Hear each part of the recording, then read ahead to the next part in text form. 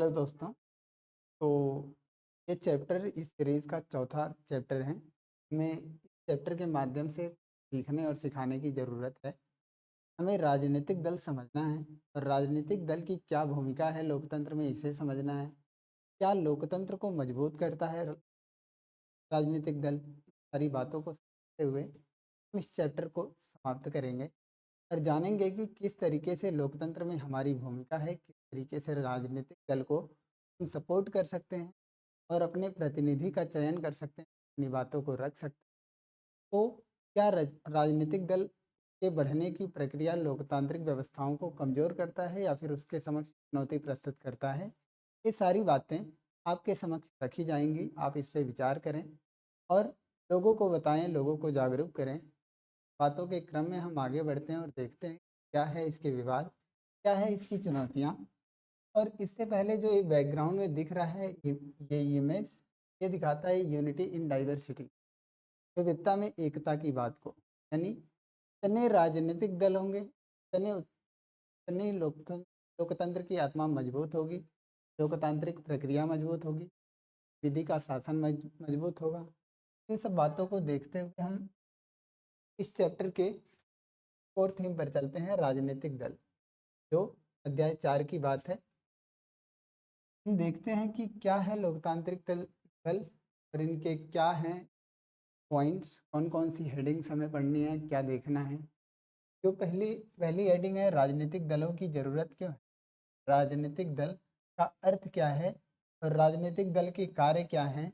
राजनीतिक दल की ज़रूरत क्या है और कितने राजनीतिक दल और राष्ट्रीय दल क्या हैं, क्षेत्रीय दल क्या हैं और राजनीतिक दलों के लिए चुनौतियाँ क्या हैं, राजनीतिक दलों को कैसे सुधारा जा सकता है। ये सारी बातें देखने की हैं और समझने की हैं, समझाने की हैं। देखते हैं कि क्या है इस डिबेट, क्या है इनके परिणाम। राजनीतिक दलों की ज़रूरत क्यों है? अब राजनीतिक दलों की जब ज़रूरत की बात आती है, तो अपने हित समझ आते हैं। जैसे ही अपने हित की बात करते हैं, हित के प्रतिनिधित्व की बात करते हैं कि अपने हित का प्रतिनिधित्व हम कैसे करें।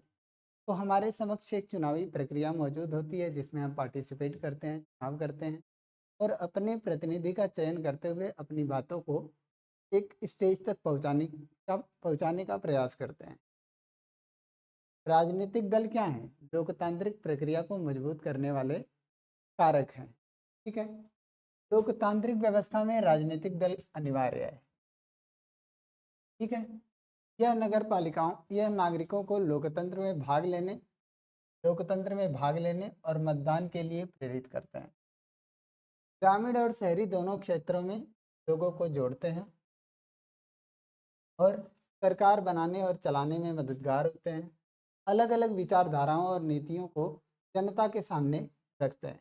अलग-अलग विचारधारा और नीति, इन सब बातों को रखते हैं। बिना दलों के लोकतंत्र का संचालन कठिन हो जाता है और लोकतंत्र को सशक्त और उत्तरदायी बनाने के एक की पॉइंट है उत्तरदायी, रिस्पॉन्सिबल गवर्नमेंट। अपनी बातों को कहना, ना सुने तो जवाब मांगना और कुछ ना करे राजनीतिक दल तो उसके लिए प्रश्नोत्तर करना। ये सब क्या दिखाता है कि राजनीतिक दल कितने उत्तरदायी हैं लोकतांत्रिक प्रक्रिया में। और देखेंगे कि लोकतांत्रिक प्रक्रिया किस तरीके से आगे बढ़ेगी और लोकतंत्र इसे किस तरीके से आगे बढ़ाने का प्रयास करेगा। ठीक है? ये कुछ राजनीतिक दल हैं जो उनके उनके चुनाव चिन्ह जो उनको रिजर्व किए गए हैं। तो ये चुनाव चिन्ह फिक्स है। हालाँकि कुछ भी फिक्स होना, स्पेसिफिक होना, ये लोकतांत्रिक प्रक्रिया के विरुद्ध होता है, लेकिन हम देखते हैं कि क्या स्पेशलिटीज़ हैं, क्या इन्हें दी गई हैं राजनीतिक पार्टियों को। तो देखते हैं ये कम्युनिस्ट पार्टी का लोगो है, ये कांग्रेस पार्टी का लोगो है, इस तरह ये अलग पार्टी का लोगो है और ये अलग पार्टी का। कहने का क्या मतलब था? चुनाव आयोग ने चुनाव के समय दीवार लेखन पर रोक लगा दी। ठीक है? अधिकांश दलों का कहना है कि यह चुनाव प्रचार का सबसे सस्ता तरीका था। ठीक है? चुनाव के समय दीवारों का नज़ारा देखने लायक था। यहाँ तमिलनाडु से दीवार लेखन के कुछ उदाहरण मिले। ये बात तमिलनाडु की नहीं, पूरे देश की बात है, लेकिन ये तमिलनाडु के कुछ केसेस हैं जहाँ से रिकॉर्ड किया गया है, दीवार पे पेंटिंग बनाकर अपना प्रचार-प्रसार किया जाता था। लेकिन कुछ लोगों का कहना था कि ये प्रचार करने का सबसे सस्ता तरीका है, इसे ये सही तरीका नहीं है, तो जो भी है, ये एक डिबेट दिखाता है कि किस तरीके से राजनीतिक दल अपनी जागरूकता दिखाते हैं और भागीदारी करने के लिए प्रोत्साहित करते हैं। राजनीतिक दल वे संगठन है, राजनीतिक दल क्या है? संगठित चीज़ है, संगठन है, प्लानिंग होती है राजनीतिक, असंगठित नहीं होते, ठीक है? तो जो जनता की राय को संगठित कर जो जनता की राय को संगठित कर चुनाव लड़कर सत्ता में भागीदारी करते हैं। सत्ता में भागीदारी का चैप्टर जो था पहला हमने पढ़ लिया है।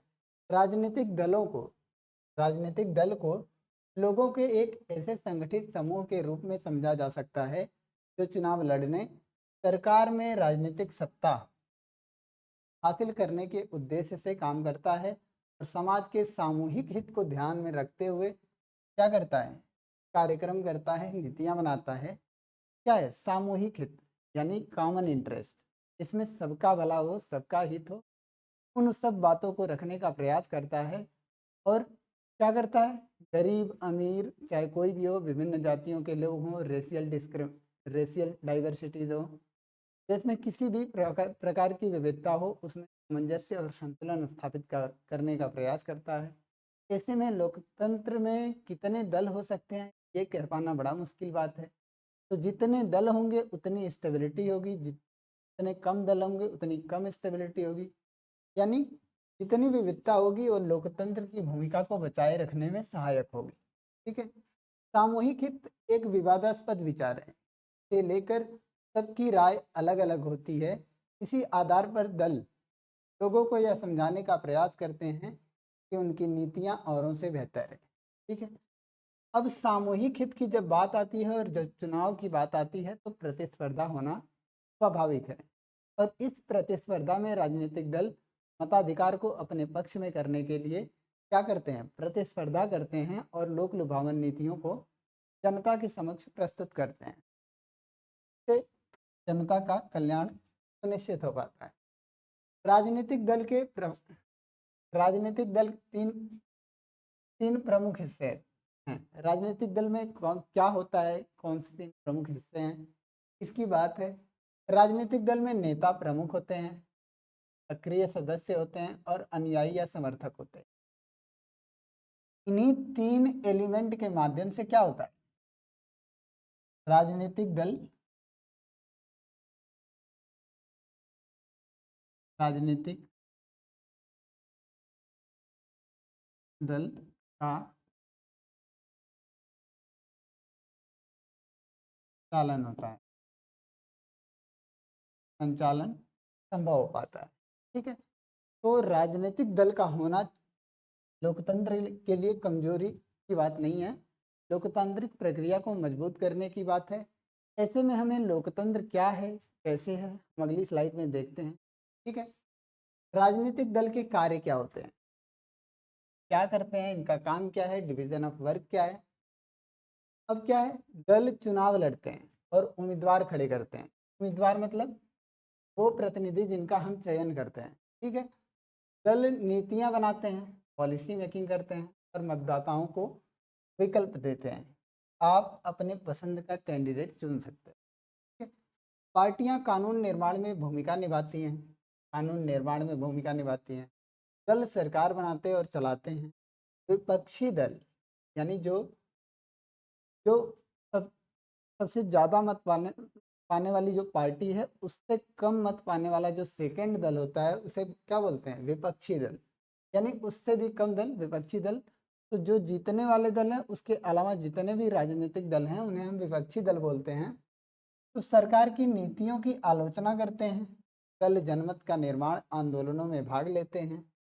जनमत निर्माण यानी क्या है? यानी जनता को अपने पक्ष में करने का प्रयास क्या होता है? जनमत निर्माण और आंदोलन में भाग लेते हैं। इसके माध्यम से वो अपने हित सरकार के समक्ष रखते हैं, राजनीतिक दल के समक्ष, और राजनीतिक दल इसे संसद में लेके जाते हैं। ये राजनीतिक दलों के कार्य हैं। ठीक है। दल कल्याणकारी योजनाएं जनता तक पहुंचाते हैं। हाँ, कल्याणकारी योजनाएं क्या है? जैसे कल्याणकारी योजनाओं में एजुकेशन। अब जैसे कल्याणकारी योजनाएं हम देखते हैं कि क्या है। कल्याणकारी योजनाएं देखते हैं क्या है।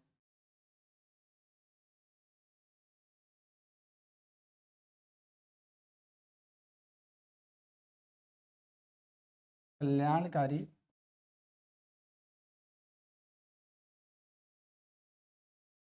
योजना, ठीक है।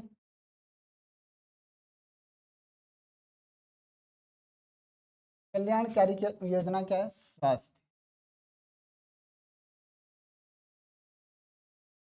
सेवाएं, ठीक। और क्या है? क्या सेवाएं?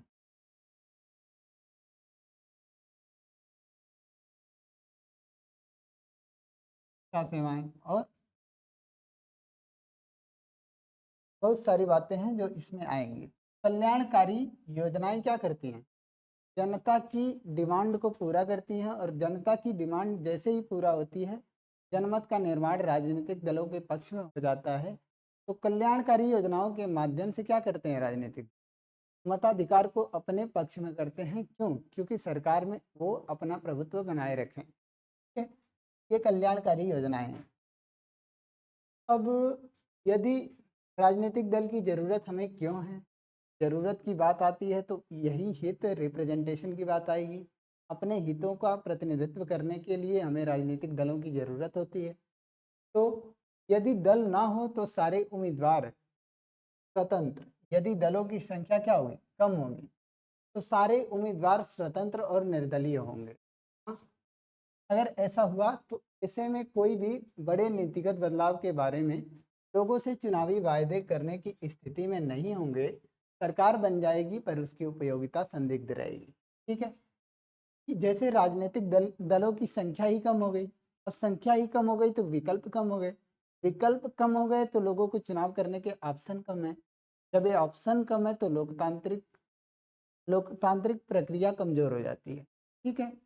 अब लोकतांत्रिक प्रक्रिया कमजोर हो जाती है तो लोग निर्दलीय लड़ेंगे। तो ऐसे क्या होगा? अनस्टेबिलिटी आने की बड़ी संभावनाएं हैं। ये सफल हो, ये संदिग्धता की बात है। तो स्व- उम्मीदवार स्वतंत्र और निर्दलीय होंगे तो ये चुनौती हमारे समक्ष आएगी। निर्वाचित प्रतिनिधि जो हैं सिर्फ अपने निर्वाचन क्षेत्र में किए गए कामों के लिए जवाबदेह होंगे। अगर ऐसा हुआ तो क्या होगा? जो उम्मीदवार सेलेक्ट होके आएंगे, जो निर्दलीय रहेंगे, वो अपने चुनाव क्षेत्र में उत्तरदायी रहेंगे, ना कि देश की एकता, अखंडता और संप्रभुता के लिए। ठीक है? वो क्या करेंगे? लेकिन देश कैसे चले के लिए कोई उत्तरदायी नहीं होगा। जैसे गैर दलीय आधार पर होने वाले पंचायत में चुनाव, ये इसका उदाहरण है। अब पंचायतों का इन्होंने उदाहरण क्यों लिया? क्योंकि पंचायत में गैर राजनीतिक दल, वहाँ पे दलों की कोई भूमिका नहीं होती है। वहाँ पे स्वतंत्र स्थानीय दल चुनाव लड़ते हैं बिना किसी राजनीतिक पार्टी के हस्तक्षेप के। लेकिन वहाँ पे जो दिक्कत आती है, यही दिक्कत आती है कि उम्मीदवार स्वतंत्र होते हैं, निर्दलीय होते हैं। उन्हें देश के बातों विचार से कोई मतलब नहीं होता। उन्हें बस स्थानीय हितों से मतलब होता है, चुनावी प्रक्रिया से मतलब होता है, और चुनाव में मत कैसे अपने पक्ष में करना है, बस इससे मतलब होता है। बाकी किसी बात से उन्हें मतलब नहीं होता। तो राजनीतिक दलों का उदय प्रतिनिधित्व पर आधारित लोकतांत्रिक व्यवस्था के उभार के साथ जुड़ा हुआ है। ठीक है? अब इस तरीके से देखें कि अब राजनीतिक दल की भूमिका काफ़ी बड़ी हो जाती है। और जब राजनीतिक दल के इस प्रभाव को हम आकलन करें कि लोकतंत्र पर इसका कैसे प्रभाव पड़ेगा, लोकतांत्रिक प्रक्रिया किस तरीके से आकार लेगी, तो ये चुनौती हमारे समक्ष आती है कि लोकतंत्र को कैसे सीमित शासन के रूप में संचालित किया जा सके। ठीक है? अब कितने राजनीतिक दल हों, ये बहुत बड़ा क्वेश्चन है। ये कह पाना निश्चित नहीं है।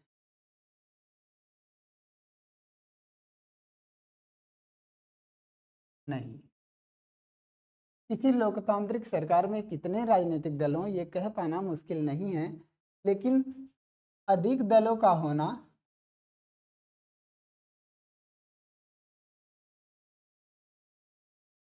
दलों का होना लोकतांत्रिक प्रक्रिया को मजबूत बनाता है।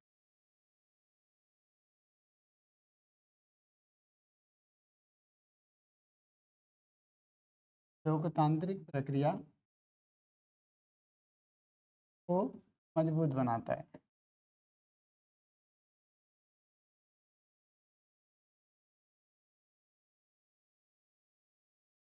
बनाता ये हमारे समक्ष चुनौती कम है। ठीक है, तो ये कुछ पार्टियों के लोगों हैं जो दिखाता है कि भारत में राजनीतिक दलों का एक बहुत बड़ा ढेर है और ये राजनीतिक दल भारत में लोकतंत्र की सुदृढ़ता में अपनी भागीदारी करते हैं और लोकतांत्रिक प्रक्रिया को मजबूत बनाते हैं। अब ये राजनीतिक दल की गतिविधि है।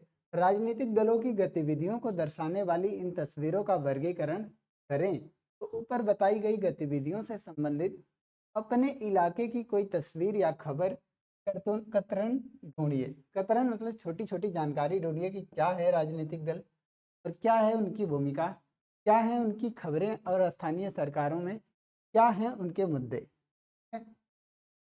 ये भाजपा महिला मोर्चा यानी भाजपा मतलब भारतीय जनता पार्टी, भारतीय जनता पार्टी महिला मोर्चा की कार्यकर्ता प्याज और रसोई गैस की कीमतें बढ़ने का विरोध प्रदर्शन करती हुई हैं। जहरीली शराब पीने से मरे व्यक्तियों के परिवारों को 1 लाख रुपए का चेक देते मंत्री। कोरिया की कंपनी पोस्को को ओडिशा में लौह अयस्क निर्यात करने की अनुमति देने पर राज्य सरकार के खिलाफ माकपा, भाकपा और भाकपा ओजीसी और जद के कार्यकर्ता जुलूस निकालते हुए। यानी ये भाकपा क्या है? भारतीय कम्युनिस्ट पार्टी, भारतीय कम्युनिस्ट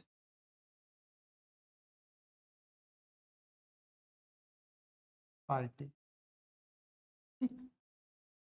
यानी राजनीतिक दलों की जो मांगे हैं, जो ये स्वास्थ्य के मुद्दे उठाते हैं, जो ये शिक्षा के मुद्दे उठाते हैं और जो ये बाजार की महंगाई पे सवाल खड़े करते हैं, ये हमारे सामने ये सारे सवाल हमें जागरूक करते हैं कि किस तरीके से लोकल गतिविधियां जो होती हैं हमारे दिन प्रतिदिन के कामकाज को प्रभावित करती हैं और इसलिए हमें जागरूक होने की आवश्यकता है और समझने की आवश्यकता है कि लोकतंत्र का बाजार से जुड़ाव किस तरीके से और किस तरीके से लोकतांत्रिक प्रक्रिया आम जन को प्रभावित करती है, इसको समझने की बात करते हैं। भारत में चुनाव आयोग भारत में चुनाव आयोग में पंजीकृत कराने वाले दलों की संख्या 750 से ज़्यादा है। यानी भारत में अगर मल्टी पार्टी सिस्टम है, बहुदलीय पद्धति है, प्रणाली है और इसमें इतने बड़े राजनीतिक दलों की भूमिका है, तो हम ये कह सकते हैं कि भारत की लोकतांत्रिक प्रक्रिया अन्य देशों की अपेक्षा ज़्यादा मजबूत है। ठीक है, किसी भी लोकतांत्रिक व्यवस्था में कम से कम दो दलों को राजनीतिक सत्ता के लिए दो दलों को राजनीतिक सत्ता के लिए चुनाव प्रतिस्पर्धा की अनुमति होनी चाहिए।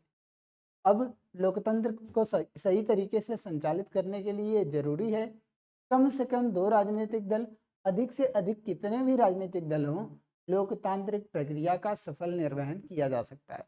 ठीक है, लोकतंत्र की बेहतरी के लिए कितने दलों का होना अच्छा है, इस बारे में चर्चा हमने कर ली है। ठीक है, बहुदलीय व्यवस्था जब अनेक दल सत्ता के लिए होड़ में हों, होड़ मतलब कंपटीशन में हो, तो दो दलों से ज्यादा के लिए अपने दम पर दूसरों से गठबंधन करके सत्ता में आने का ठीक ठाक अवसर हो, तो इसे क्या कहते हैं? बहुदलीय व्यवस्था कहते हैं। ठीक है, ये बहुदलीय व्यवस्था का उदाहरण है। अब गठबंधन सरकार क्या है? गठबंधन सरकार क्या होता है? जब किसी बहुदलीय व्यवस्था में अनेक पार्टियां चुनाव लड़ती हैं और सत्ता में आने के लिए आपस में हाथ मिला लेती हैं, तो इसे गठबंधन मोर्चा कहा जाता है। जैसे 2004 के संसदीय चुनाव में भारत में ऐसे 3 प्रमुख गठबंधन थे जिन्होंने गठबंधन किया। कौन? एनडीए, इसे बोलते हैं नेशनल डेमोक्रेटिक अलायंस, इसे बोलते हैं क्या? हिंदी में बोलते हैं राष्ट्रीय जनतांत्रिक गठबंधन, और संयुक्त प्रगतिशील गठबंधन यूनाइटेड प्रोग्रेसिव अलायंस, और बोलते हैं वाम मोर्चा लेफ्ट, यानी कम्युनिस्ट पार्टी, भारतीय कम्युनिस्ट पार्टी, यानी ये बीजेपी का गठबंधन है, बीजेपी लेड है, और ये कांग्रेस। ठीक, एक कांग्रेस का गठबंधन है और एक भारतीय कम्युनिस्ट पार्टी। ये तीनों पार्टियों को गठबंधन करना पड़ा, तब जाके गठबंधन सरकार का अस्तित्व 2004 में आया, और ये क्रम चलता रहा 2014 तक। और जब 2014 आया उसके बाद संसद में किसी दल को पूर्ण बहुमत मिला और इसके आधार पर सरकार बनी, तब जाके सब बड़ा रिकॉर्ड टूटा कि गठबंधन सरकारों का दौर खत्म हुआ। ठीक है, अब देखते हैं कि ये दोनों बातें समझ आई। बहुदलीय व्यवस्था और गठबंधन सरकार ये काफी महत्वपूर्ण है समझने के लिए। ये देखते हैं कि क्या है इसमें, कार्टून और कतरने ये दोनों महत्वपूर्ण होते हैं, इसके क्वेश्चन महत्वपूर्ण होते हैं, और ये समझने में मदद करते हैं कि किस तरीके से राजनीतिक दल इस लोकतांत्रिक प्रक्रिया को आगे बढ़ाते हैं और आगे बढ़ाने के प्रयास करते हैं। एक आईना और आंकड़ा, ये आंकड़ा जो है, क्या ये कार्टून पिछले पन्ने पर दिए गए आंकड़ों के ग्राफ से मेल खाते हैं? आप इन्हें देखें कि 27% कनाडावासी मानते हैं कि लिबरल्स को सत्ता में आना चाहिए। लिबरल्स मतलब उदारवाद, उदारवादी, जो अमेरिकी व्यवस्था है उसमें। और 35% कनाडावासी क्या मानते हैं कि कंजर्वेटिव को आना चाहिए, रूढ़िवादी। ये क्या बोलते हैं? रूढ़िवादी, रूढ़ी रूढ़िवादी, ठीक है, कंजर्वेटिव। और 98% कनाडावासी मानते हैं कि सभी राजनीतिक नेताओं को एक बहुत बड़े कार की डिग्गी में बंद करके उन्हें जल में के नियाग्रा जलप्रपात में फेंक देना चाहिए। ये नियाग्रा जलप्रपात क्या है? वहाँ एक बड़ी खाई है, वहाँ पे फेंकने की बात कर रहे हैं। इसका मतलब क्या है? ये लोकतांत्रिक सरकार से सहमत देख होते हुए दिखाई नहीं देते। तो इसका मतलब क्या है? ये वैचारिक मतभेद हो सकते हैं कि कोई लोकतांत्रिक प्रक्रिया से सहमत हो, कोई लोकतांत्रिक प्रक्रिया से सहमत ना हो। ये सहमति और असहमति का प्रश्न ही लोकतांत्रिक व्यवस्था की आत्मा है। ठीक है, और ऐसे प्रश्नों को बनाए रखना, ऐसे प्रश्नों को उठाते रहना, ये लोकतंत्र हमें अधिकार देता है। विधि के शासन के माध्यम से, संविधानवाद के माध्यम से, संविधान के शासन के माध्यम से हम इसे बनाए रखने का प्रयास करते हैं। और देखें, थोड़े से उतार चढ़ाव के बावजूद भारत में लोगों के दलगत जुड़ाव में बढ़ोतरी हुई है। अपने को किसी पार्टी से जोड़कर देखने वालों की संख्या, ठीक है, विभिन्न दलों की सदस्य संख्या दक्षिण एशिया में शेष विश्व की अपेक्षा कहीं ज़्यादा है। खुद को किसी दल का सदस्य बताने वाले लोगों की संख्या। अब ये क्या है? भारत में पार्टी सदस्यता बढ़ी है, खुद को किसी दल का सदस्य बताने वाले लोगों की संख्या का ग्राफ है। हाँ, अगर क्या इसका क्या मतलब है? भारत में राजनीतिक दलों की सदस्यता बढ़ी है, क्या मतलब? लोकतांत्रिक प्रक्रियाओं को वैधता मिली है। अगर राजनीतिक दलों को वैधता मिली, का मतलब लोकतांत्रिक प्रक्रियाओं से जनता की सहमति बढ़ी है, सिंपैथी बढ़ी है, और लोकतांत्रिक प्रक्रियाओं को अपनाने की प्रवृत्ति बढ़ी है। इसको हम ऐसे देखने का प्रयास करेंगे। और कुछ वैश्विक औसत है, कुछ आंकड़े हैं जो दिया गया है लोकतांत्रिक प्रक्रिया के हिसाब से। Tanzania, Bangladesh, Bharat, Sweden, Uganda, दक्षिण अफ्रीका और चीन। ठीक है, इन सब बातों को देखने का प्रयास करेंगे तो भारत को जो अंक मिला है लोकतांत्रिक प्रक्रिया में वो 11.4 के आसपास। ठीक है, और इसके अलावा जो चीन को मिला है, जो तंजानिया और बांग्लादेश को मिला है, उसमें लोकतांत्रिक प्रक्रियाओं का औसत जो है वो क्या है? ज़्यादा है। इसका मतलब जिसका जितना कम है उसमें उतनी लोकतांत्रिक प्रक्रियाओं का समावेश है। तो ये जो रिपोर्ट थी SDSA की रिपोर्ट है, state of democracy in south Asia Delhi Oxford university press का है। यानी कि 37 उनकी रिपोर्ट क्या है, ये दक्षिण एशिया में जो बात चलती है 37% लोग क्या कहते हैं, पूरा भरोसा है या कुछ भरोसा है लोकतांत्रिक प्रक्रिया में, और 43% लोग कहते हैं कि बहुत भरोसा नहीं है, काम चल जाएगा, कोई दिक्कत की बात नहीं है, एकदम भरोसा नहीं है, ऐसा भी कहते हैं लोग। 43% ऐसे लोगों की जनसंख्या है। और नहीं जानते लोकतांत्रिक प्रक्रिया क्या है, नहीं जानते उसमें रहते हुए भी ऐसे लोगों की संख्या 20% है। यानी लोकतांत्रिक आंकड़े समय समय पर इकट्ठे किए जाते हैं और उनका मूल्यांकन होता है। तो मूल्यांकन के परिणाम स्वरूप हम ये जान पाते हैं कि लोकतांत्रिक प्रक्रियाओं की हमारे देश में स्थिति क्या है वैधता इसकी, और कितनी लंबी ये प्रक्रियाएं चल सकती हैं, ये देखने का प्रयास करें। और अगली स्लाइड में देखते हैं कि जब कोई पार्टी राज अब देखेंगे कि राजनीतिक दल क्या होते हैं, यानी राजनीतिक दलों को चुनाव आयोग वैधता कब देगा।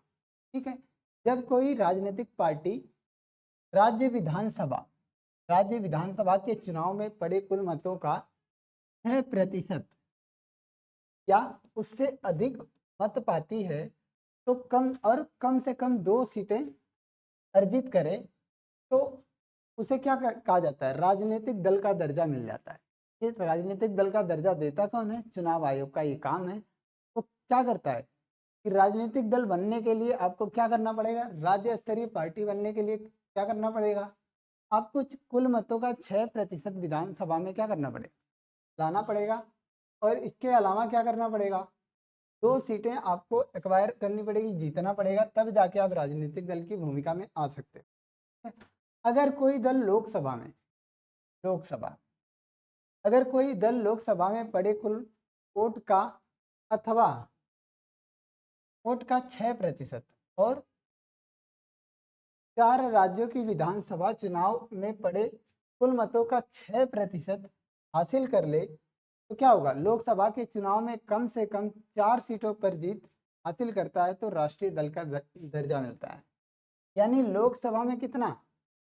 लोकसभा में पड़े मतों का कुल 6% और 4 राज्यों में विधानसभाओं में अगर वो मत एक्वायर करता है तो राष्ट्रीय दल की भूमिका में आ सकता है। 2023 में भारत निर्वाचन आयोग की अधिसूचना के अनुसार देश में 6 मान्यता प्राप्त दल राष्ट्रीय दल हैं। ठीक है, तो हम क्या देखना था, राष्ट्रीय दल और राजनीतिक दल क्या हैं और किस तरीके से चुनाव आयोग इन्हें वैधता प्रदान करता है। और ये देखते हुए हम आगे बढ़ते हैं कि क्या चुनाव आयोग ये काम सही तरीके से कर पाता है, संतुलित कर पाता है। तो देखते हैं आम आदमी पार्टी जो एक नेशनल पार्टी है, राष्ट्रीय स्तर की पार्टी है, किस तरीके से बनी और क्या थी इसकी परिस्थितियाँ, क्या थे इसके फाउंडेशंस, और देखते हैं कि इसके लीडर्स क्या हैं, नेतृत्व क्या है, उत्पत्ति क्या है।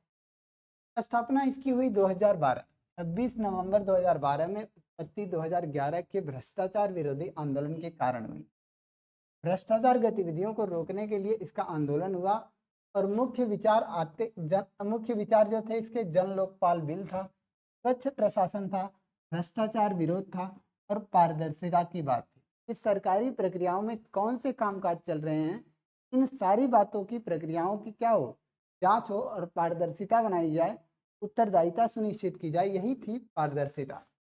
प्रमुख उपलब्धियां क्या हैं, 2013 में दिल्ली विधानसभा के चुनाव में दूसरी सबसे बड़ी पार्टी बनी, कौन, आम आदमी पार्टी।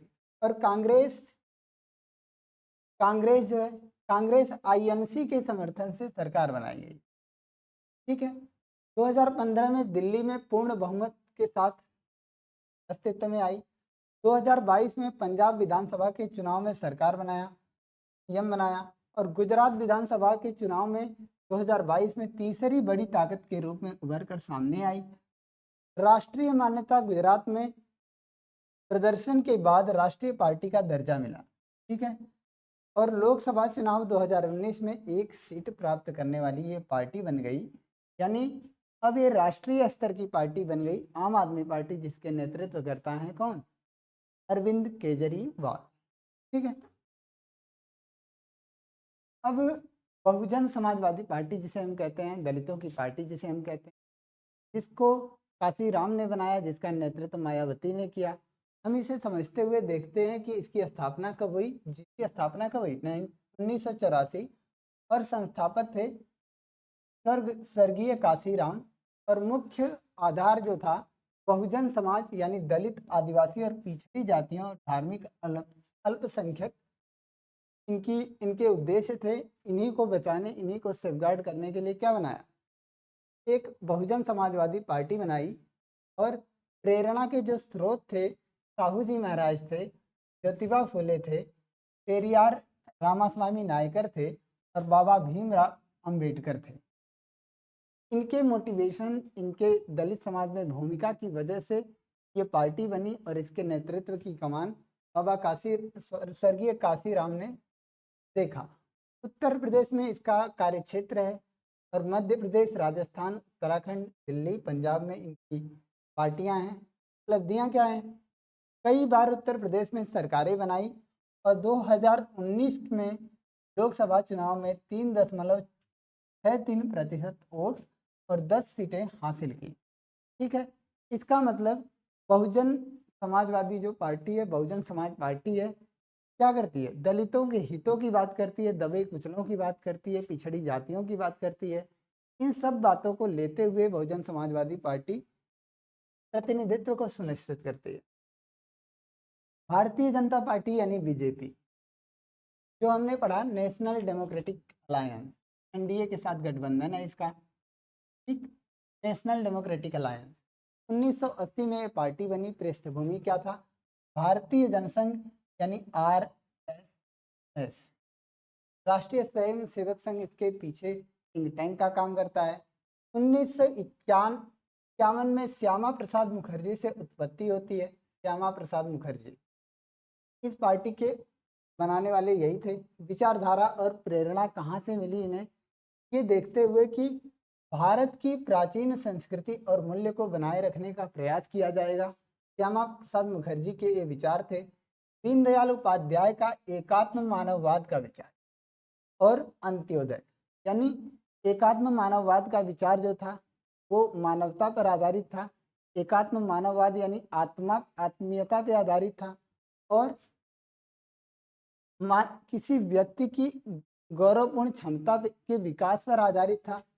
इसके साथ ही जो अंत्योदय की बात है, अंत्योदय का मतलब था कि किसी लाइन में खड़े पिछले, सबसे पीछे वाले व्यक्ति का भी ध्यान दिया जाएगा, उसे भी न्याय, अधिकार और वो सारी बातें मिलेंगी जो उस पंक्ति में सबसे आगे खड़ा है।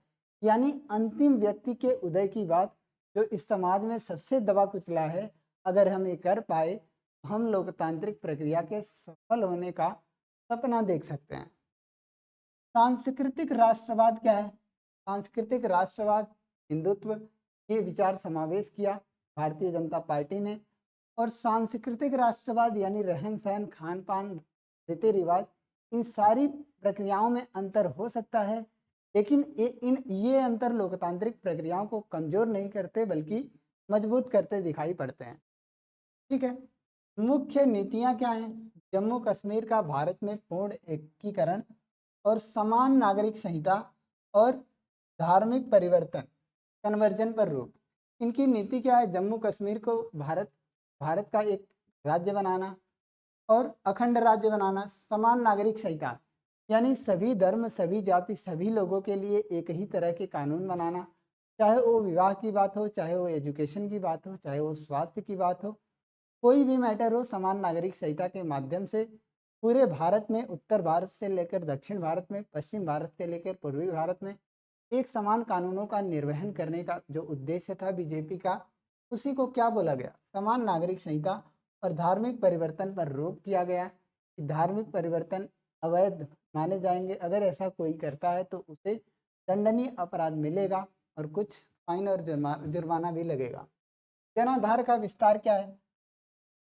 प्रारंभ में क्या था, ये पार्टी कहाँ तक सीमित थी? उत्तर भारत तक, पश्चिम भारत के शहरी क्षेत्रों के बाद दक्षिण पूर्व और उत्तर पूर्व तथा ग्रामीण क्षेत्रों में इसका विस्तार हुआ। सत्ता में क्या भूमिका है इसकी? 1998 में एनडीए की अगुवाई में पहली बार सत्ता में आई। यानी 98 में अटल बिहारी वाजपेयी का टाइम था जब एनडीए के नेतृत्व में पहली बार भारतीय जनता पार्टी अस्तित्व में आई। 2019 में लोकसभा के चुनाव में 303 सीटें हासिल करते हुए एक बड़ी पार्टी बनी और पूर्ण बहुमत के साथ अस्तित्व में आई। वर्तमान केंद्र में एनडीए सरकार का नेतृत्व किया। इन सब बातों को देखते हुए हम देखते हैं किसी और पार्टी की बात, और अब देखेंगे सीपीआईएम क्या है। इसको बोलते हैं communist party of India. Communist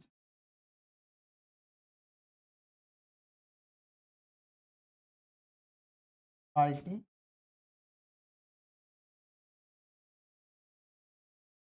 communist party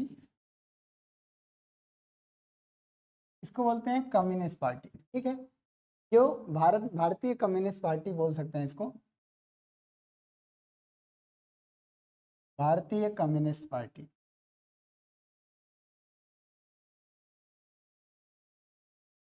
भारतीय कम्युनिस्ट पार्टी जो 1964 में बनी, लेकिन ओरिजिनल जो कम्युनिस्ट पार्टी थी वो 1924 में बनी थी, भारत में नहीं बनी थी। लेकिन अब देखते हैं कि कम्युनिस्ट पार्टी क्या थी। मार्क्सवाद लेनिनवाद का नेतृत्व करती थी, राज्य केंद्रित अर्थव्यवस्था की बात करती थी और प्लानिंग के साथ सब कुछ करने की बात करती थी।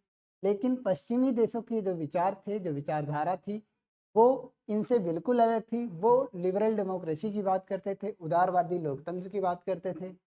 उदारवादी लोकतंत्र क्या है? उदारवादी लोकतंत्र में जो बात होती है, मुक्त बाजारवादी अर्थव्यवस्था की बात होती है।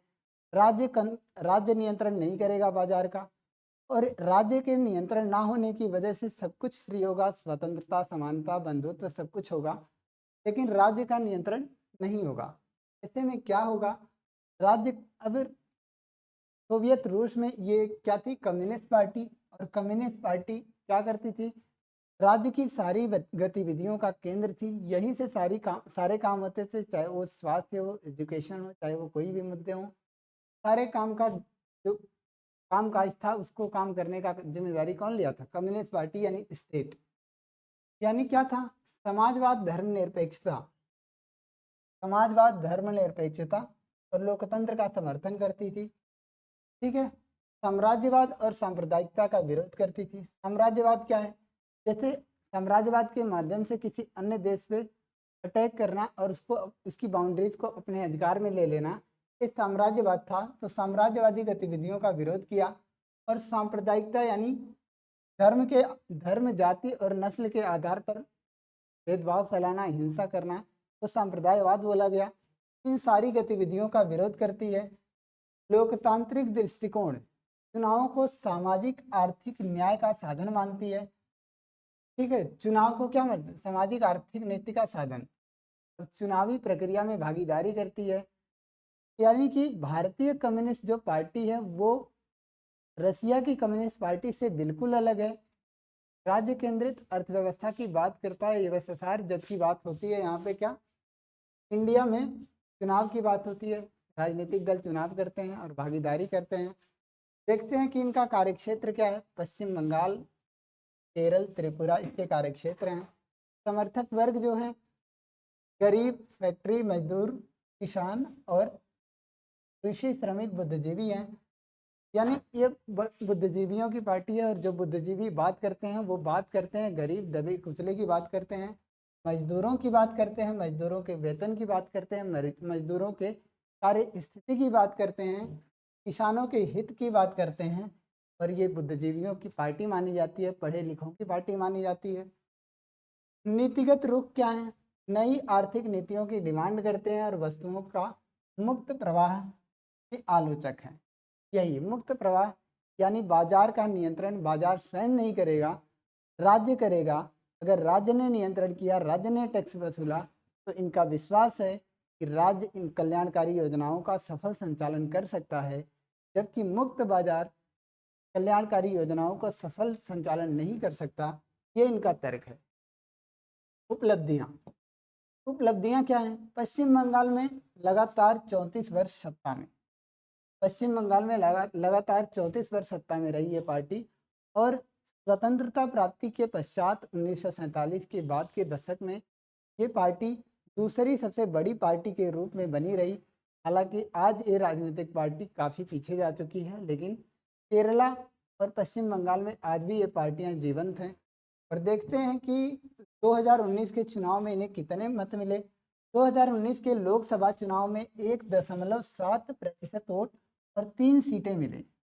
ठीक है, यानी इनका प्रतिशत कम हो गया। यानी विचारधारा में अगर टाइम फ्रेम के हिसाब से सुधार ना किया जाए तो विचारधारा घातक हो सकती है। और विचारधारा में रूढ़िवादी प्रवृत्ति हो, रूढ़िवाद का मतलब है कि समय के साथ परिवर्तन न करना, अपने मूल्यों पर जबरदस्ती बने रहना, ये रूढ़िवादी प्रवृत्ति दिखाती है।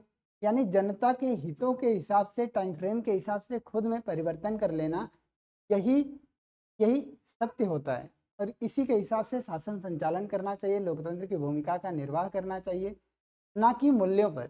ठीक है, कि हमारे मूल्य सर्वश्रेष्ठ हैं, सार्वभौमिक हैं, एकमात्र सत्य है, इन सब बातों को नकारने का प्रयास करना चाहिए। अब देखते हैं क्या है आईएनसी, इंडियन नेशनल कांग्रेस। भारतीय कांग्रेस पार्टी स्थापना 1885 में हुई, अन्य नाम कांग्रेस पार्टी है। आज़ादी के बाद लंबे समय तक राष्ट्रीय राजनीति में प्रभुत्व स्थापित रहा। ठीक है, जवाहरलाल नेहरू इसके प्रथम नेतृत्वकर्ता हैं, दूसरे हैं लाल बहादुर शास्त्री, ऐसे में आगे आती हैं इंदिरा गांधी, ऐसे में राजीव गांधी, अब राहुल गांधी। इन सब नेताओं ने इनका नेतृत्व किया और एक धर्मनिरपेक्ष यानी धर्म से तटस्थ पॉलिसी बनाने की बात की, धर्मनिरपेक्ष राज्य की परिकल्पना की, जो किसी के साथ धर्म, जाति, नस्ल के आधार पर भेदभाव नहीं करेगा, सबका समान संतुलन स्थापित करेगा। हिंदू, मुस्लिम, सिख, ईसाई चाहे जो भी हो, उनके मध्य अगर किसी भी प्रकार का संघर्ष आता है तो उसमें सामंजस्य और संतुलन स्थापित करने का प्रयास करने का। और ऐसे में इनका तर्क था कि राज्य का कोई धर्म नहीं होगा। इन सब बातों को देखते हुए धर्मनिरपेक्ष लोकतांत्रिक गणराज्य के निर्माण का प्रयास किया। सत्ता काल क्या है, 1947 से 77 तक लगातार ये सरकारें गवर्नमेंट में रही। 1980 से 89 फिर सत्ता में आई। इंदिरा इंदिरा गांधी की 1984 में डेथ हुई। उसके बाद फिर राजीव गांधी आ गए।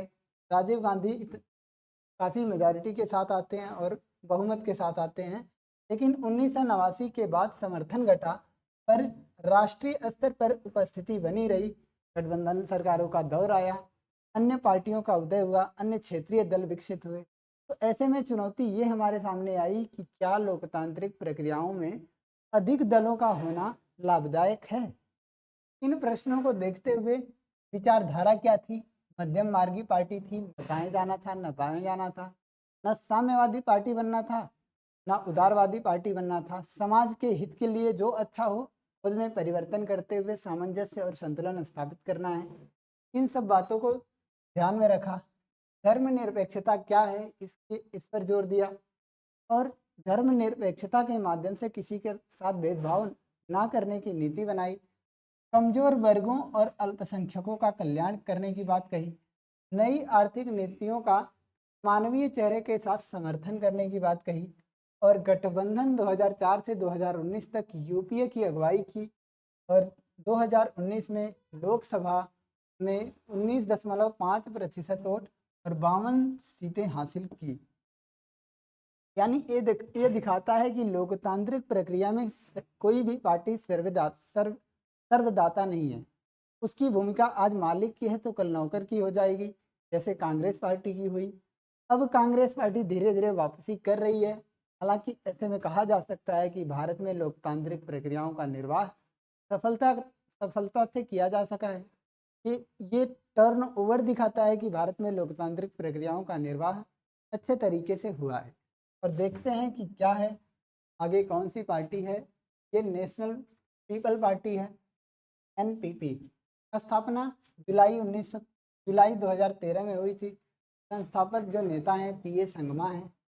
राष्ट्रीय स्तर की पार्टी है। विशेषता क्या है, उत्तर पूर्व भारत की पहली राष्ट्रीय पार्टी है, यानी पूर्वी भारत की, जो सातों राज्यों की बहन कहा जाता है, वहाँ से राष्ट्रीय स्तर की पार्टी अगर बनी है तो ये समझ आता है कि भारत में एकता, अखंडता और संप्रभुता के विचार को पूर्वी भारत से मान्यता मिली है, वैधता मिली है। और विचारधारा क्या है, लक्ष्य क्या है, भारत की विविधता को मान्यता देने का प्रयास किया है, यानी यूनिटी इन डाइवर्सिटी की बात की है। शिक्षा और रोजगार सभी के लिए होगा, ऐसी बात की है। समाज के सभी वर्गों का सशक्तिकरण होगा।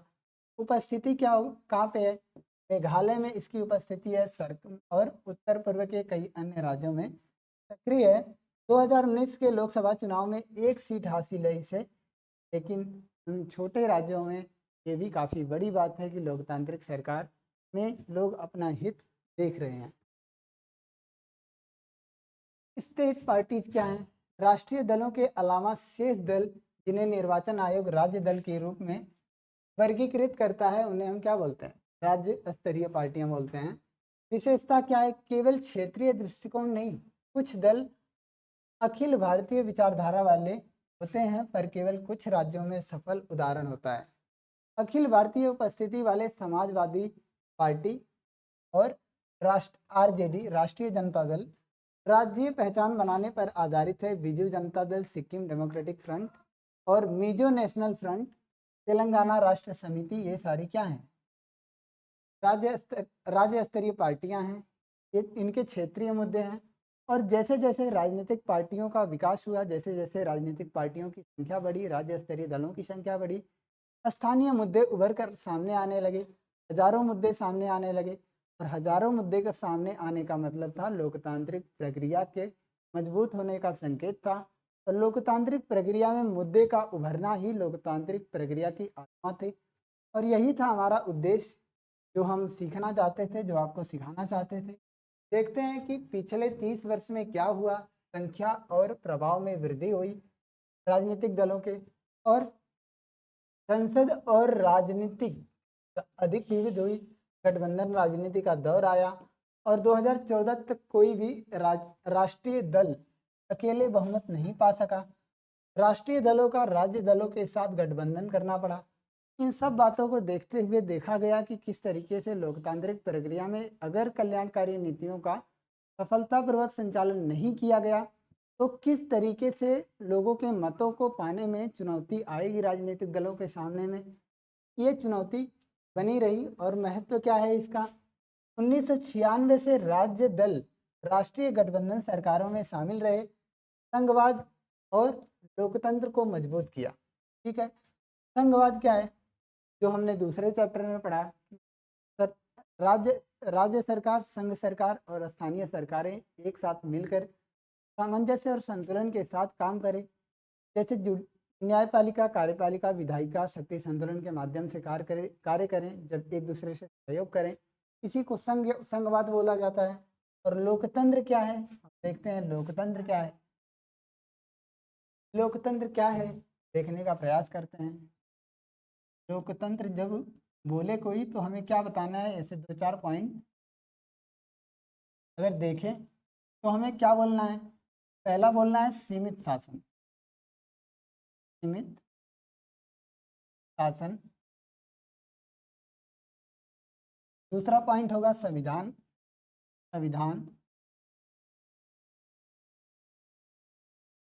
वाद और कानून का शासन।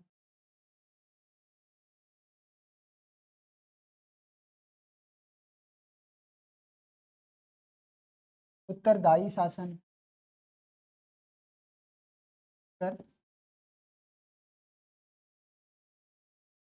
उत्तरदायी। ये क्या है, लोकतांत्रिक प्रक्रिया के कुछ कैरेक्टर हैं जिसकी वजह से ये आंकलन किया जा सकता है कि कहीं लोकतंत्र है कि नहीं है। अगर ये सारी बातें हैं तो लोकतांत्रिक प्रक्रिया सफल तरीके से चल रही है। अगर इन सारी बातें नहीं हैं जो शासन को सीमित करती है, तो हम ये कह सकते हैं कि लोकतांत्रिक प्रक्रिया मौजूद नहीं है, उसकी आत्मा मौजूद नहीं है। अब इसको देखिए और समझिए कि क्या है लोकतंत्र। अब चुनौतियां क्या हैं, आंतरिक लोकतंत्र की कमी है। आंतरिक लोकतंत्र क्या होता है, जैसे कोई राजनीतिक दल है, जैसे कोई राजनीतिक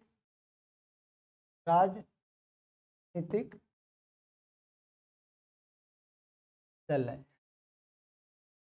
इसमें कई लोग होते हैं। ठीक है, राजनीतिक दल एक लोगों से मिलकर नहीं बना होता है। जैसे कोई राजनीतिक दल का नेतृत्व करता कौन है, उसका चुनावी प्रक्रिया क्या है, राजनीतिक दल में कौन-सा पद किसको मिलेगा, इस बात के लिए कोई चुनाव नहीं होता है। तो चुनाव नहीं होता है तो क्या होता है? अब अपने मनपसंद कैंडिडेट को जो उनके लिए फ़ायदेमंद हो, जो लाभदायक हो, उसको लाके सेलेक्ट कर देते हैं और इस ऐसे में क्या होता है, लोकतांत्रिक प्रक्रिया के खिलाफ हो जाता है, दलों में लोकतांत्रिक व्यवस्था नहीं होती है, चुनाव करने के अधिकार लोगों को नहीं होते हैं। तो राजनीतिक दलों में जो आगे खड़े होते हैं वो आगे चले जाते हैं, जो पीछे खड़े होते हैं वो पीछे ही रह जाते हैं। यानी लोकतांत्रिक प्रक्रिया में किसी भी तरीके के विशेषाधिकार का होना लोकतांत्रिक प्रक्रिया के विरुद्ध है और ये विशेषाधिकार राजनीतिक दलों में होता है। तो हम ये नहीं कह सकते कि राजनीतिक दलों में लोकतंत्र की भूमिका प्राथमिक है, नहीं है। हम ऐसा करना चाहते हैं कि राजनीतिक दल लोकतांत्रिक हो जाएँ, लेकिन राजनीतिक दलों में आंतरिक लोकतंत्र की कमी है, जिसकी वजह से लोकतंत्र के समक्ष चुनौती आती है, संघर्ष बढ़ते हैं, हिंसा बढ़ती है। वंशानुगत उत्तराधिकार, अब राजनीतिक दलों में आंतरिक लोकतंत्र की कमी होती है, चुनाव नहीं होता, तो वंशानुगत अधिकार होते हैं जैसे समाजवादी पार्टी, जैसे अब समाजवादी पार्टी के माध्यम से कई ऐसे अन्य दल हैं जो जिसमें लालू यादव की पार्टी भी है, आरजेडी राष्ट्रीय जनता दल। अब इसमें इन सारी पार्टियों में देखा जाता है कि अब जो इस पार्टी का नेतृत्व कर रहा है, उसका बेटा ही उस पार्टी में आया, नेतृत्व कर रहा है। तो वंशानुगत उत्तराधिकार बना होता है, ये चुनौती होती है, धन और बाहुबल का बढ़ता प्रभाव होता है और मतदाताओं के लिए वास्तविक विकल्प का अभाव होता है। ऐसे में क्या होता है, राजनीतिक दल कम होते हैं, सिमटते जाते हैं और राजनीतिक दल में कोई चुनाव प्रक्रिया है नहीं, तो विकल्प कम मौजूद होता है लोगों के पास और जब विकल्प कम मौजूद हो, तो लोकतांत्रिक प्रक्रिया को कमज़ोर माना जाता है। अब परिणाम क्या है? परिणाम क्या होता है इसका? लोकतंत्र कमज़ोर होता है, आम जनता असंतुष्ट रहती है, दल अपने मूल उद्देश्यों से भटक जाते हैं और जब ऐसा होगा तो लोग आंदोलन करेंगे, अपनी मांगों को रखेंगे, अगर ऐसा नहीं हुआ तो हिंसा भी धारण कर सकते हैं और हिंसात्मक संघर्ष लोकतांत्रिक प्रक्रियाओं को कमज़ोर करता है। हालाँकि आंदोलन, शांतिपूर्ण आंदोलन लोकतांत्रिक प्रक्रियाओं को मजबूत करता है। अब ये कुछ कार्टून हैं जो बर्लुस्कोनी इटली के प्रधानमंत्री थे।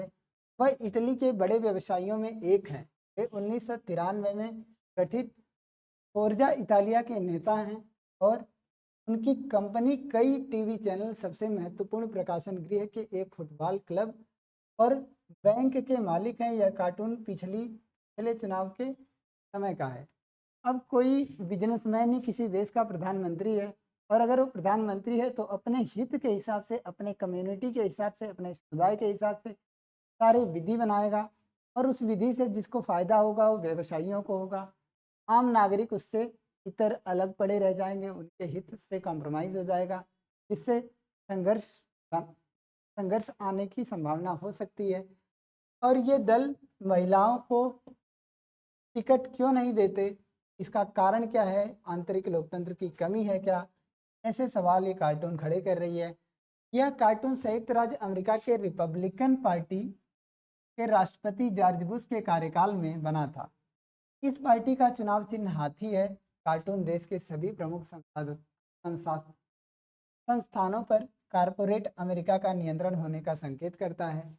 यानी लोकतंत्र में किसी भी प्रकार का विशेषाधिकार, चाहे वो लोगों का हो, चाहे वो चुनाव चिन्ह के बंटवारे का हो, वो लोकतांत्रिक प्रक्रिया के अगेंस्ट होता है, विधि के शासन के अगेंस्ट होता है, संविधानवाद के होता है, कानून के शासन के अगेंस्ट होता है। इन सारी बातों से बचना चाहिए, विशेषाधिकार की प्रक्रियाओं से बचना चाहिए और स्वतंत्रता, समानता, एकता, अखंडता और संप्रभुता को बनाए रखने का प्रयास करना। अब ये कार्टून जो बात कर रहा है, क्या इसका मतलब है कि लोकतंत्र में लोग सिर्फ पैसे बनाने के लिए चुनाव लड़ते हैं? पर क्या यह सही नहीं कि बहुत से राजनेता जनता की भलाई के लिए प्रतिबद्ध हैं? ऐसे में यह कह देना कि एक नेता अगर अच्छा है तो सारे अच्छे हैं, सारे नेता खराब हैं, तो कोई भी नेता अच्छा नहीं है, इन सब बातों को जनरलाइज़ करना बिल्कुल गलत बात है। लेकिन हमें इन सब बातों को देखना चाहिए, उत्तरदायी सरकार का गठन करना चाहिए, शासन में पारदर्शिता लानी चाहिए, यही लोकतांत्रिक व्यवस्था की आत्मा है और राजनीतिक दलों का यही कार्य होना चाहिए। ये कुछ कार्टून्स हैं, कार्टून्स बड़े महत्वपूर्ण हैं कि ये द हिंदू के आर्टिकल में छपा हुआ है। चुनावी अनुशासन की बात हमारे पल्ले नहीं पड़ती। क्या आप इस तरह के राजनीतिक दलों को सुधारने का समर्थन करते हैं? ये कुछ बातें बोलें जो हैं बड़ी महत्वपूर्ण होती है। दल बदल क्या है? विधायिका के लिए किसी दल विशेष से निर्वाचित होने वाले प्रतिनिधि का उस दल को छोड़कर किसी अन्य दल में चले जाना, ये लोकतांत्रिक प्रक्रिया को हतोत्साहित करता है। दल बदल क्या है? एंटी डिफेक्शन लॉ क्या है? हम समझने का प्रयास आगे करेंगे। शपथ पत्र किसी अधिकारी को सौंपा गया एक दस्तावेज जिसमें कोई व्यक्ति अपने बारे में निजी सूचनाएं देता है और उनके सही होने के बारे में शपथ उठाता है। इस पर सूचना देने वाले हस्ताक्षर होते हैं।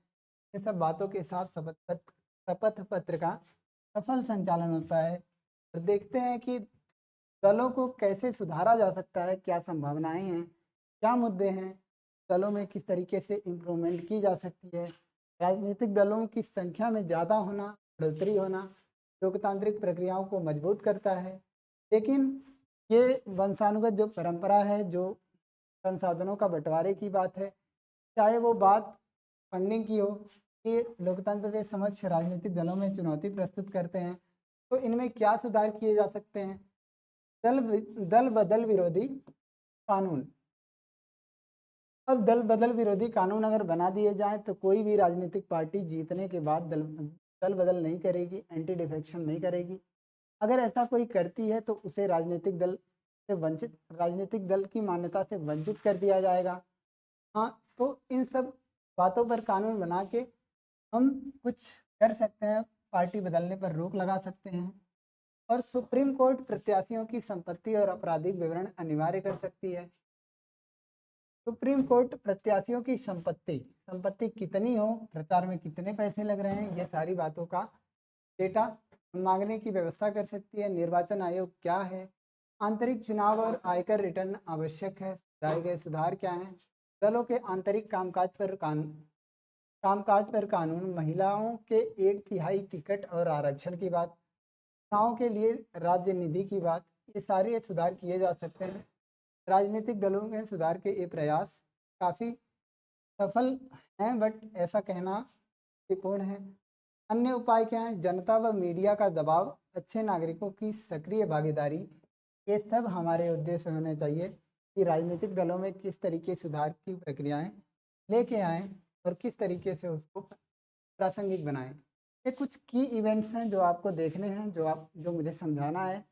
ये देखते हुए इन प्रक्रियाओं को करें। 1885 1885 का वो टाइम है जब भारतीय राष्ट्रीय कांग्रेस की स्थापना हुई और भारत का सबसे पुराना दल स्वतंत्रता आंदोलन में अहम भूमिका निभाया। और 1951 का जब टाइम आया तो भारतीय जनसंघ की स्थापना हुई। भारतीय जनसंघ की जो विचारधारा थी वो भारतीय जनता पार्टी की ही विचारधारा थी, लेकिन भारतीय जनता पार्टी 1980 के दशक में सामने आई।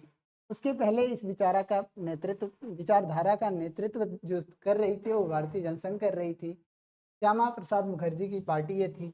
बाद में 1980 में भारतीय जनता पार्टी के रूप में पुनर्गठित।